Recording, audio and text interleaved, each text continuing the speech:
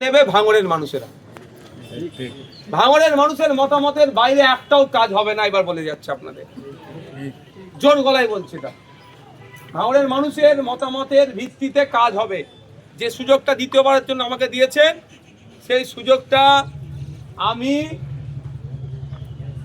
ভুল জায়গায় লাগাবো না, সঠিক জায়গায় লাগাবো।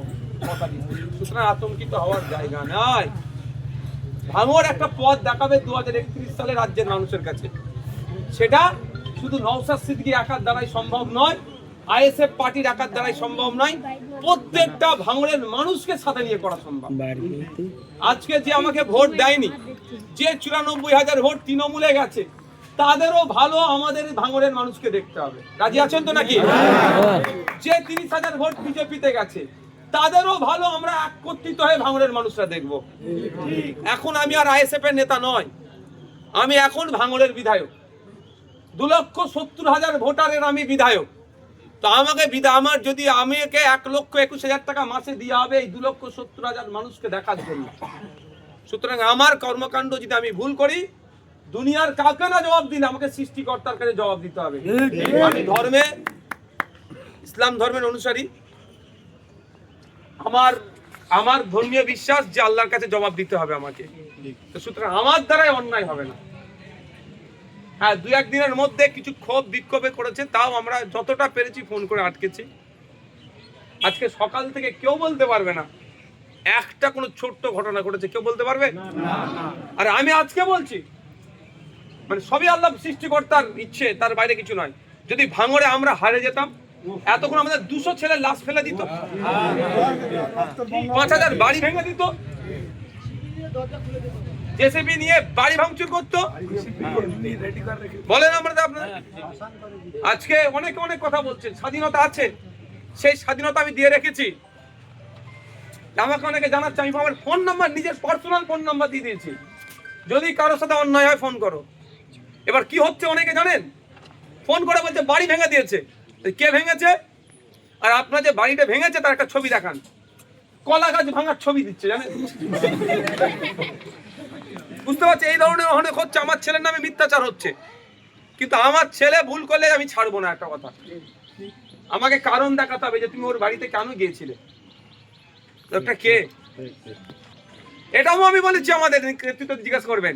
কেউ তৃণমূলের এজেন্ট বসেছে, তাতে আমার তার সাথে লড়াই নয়। আমার কে তৃণমূলের দেয়াল লিখেছে, তার সাথে আমার লড়াই কিসের ভাই? তৃণমূলের হয়ে প্রচার করেছে, তার সাথে আমার লড়াই কেন থাকবে? বিজেপির হয়ে দেয়াল লিখেছে, বিজেপির হয়ে প্রচার করেছে, তার সাথে তার লড়াই নয়, সে তার রাজনীতি করেছে। লড়াই হচ্ছে যে গরিব মানুষের কাছ থেকে 20,000 টাকার কাটমানি নিয়েছে, তার সাথে আমার লড়াই। একদম ঠিক। ওই গরিব মাকে আবার 20,000 টাকা তুলে দেবো বার করে, এই লড়াইটা আমি লড়বো। আমার সাথ দেবেন তো আপনারা? এই লড়াইটা লড়বো আমি। কেউ তৃণমূলের হয়ে এজেন্ট বসেছে বলে তার বিরুদ্ধে আমি লড়তে যাবো না। তার ভালো লাগেছে বসেছে, কি বলছি বুঝতে পারছেন? এই কাটমানি, রাস্তাতে কাটমানি খেতে করছে, এইগুলো বার করবে, এই লড়াই আমি চালাবো। আপনাদের সাথ আমি চাই। রাজি আছে? আর এর মধ্যে যদি কেউ শস্যের মধ্যে ভূত ঢুকে যায়, সে খুঁজে বার করাটাও আপনাকে আমার দায়িত্ব। কারণ গাঁটের টাকা খরচ করে ভাই আমরা পার্টি করেছি, বন্দুকের সামনে দাঁড়িয়ে আমরা লড়াই করেছি। পঞ্চায়েত নির্বাচনে আমার 3টে ভাই শহীদ হয়েছে, আমার ভাইয়ের একটা পা এখনো কাটা আছে। এত আত্মত্যাগ, জেল খাটিয়েছে আমাদেরকে, পুলিশের তাড়া কাটিয়ে আমরা মাঠে শুতে গিয়েছি, বৃষ্টিতে পানি হয়েছে, সেইখানে মানে ঘুমাবার জায়গায় দাঁড়িয়ে সারা রাত কাটিয়েছি আমরা, কাটাইনি? আমার এখনো 3টে ভাই জেলে আছে। তাহলে আমরা এত কষ্ট করার পর একটা সুদিন ফিরছি। তো আপনারা ভাবলেন কি করে যে নেপই মারে দই করে দেবো, অত ছেড়ে দেবে আব্বাস সিদ্দিকী? এটুকু বলতে অনেকে প্রশ্ন করছে, ভাই না লেখালেখি করছে। আমি দেন তাহলে তারা এখন আমাকে আব্বাস সিদ্দিকী, নওশাদ সিদ্দিকী তারা এখনো চিনতে পারেনি। তারা এখনো চিনতে পারেনি যে আব্বাস সিদ্দিকী, নওশাদ সিদ্দিকীটা কেমন। আপনারা বলুন, 5 বছরে অনেক এখানে এসেছেন, সার্টিফিকেট নিয়ে গেছেন।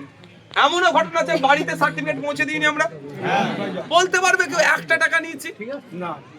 আমি এখন বলছি আপনাদের, জিতেছি 4 তারিখ, 5 তারিখে আমার কাছে ফোন গেছে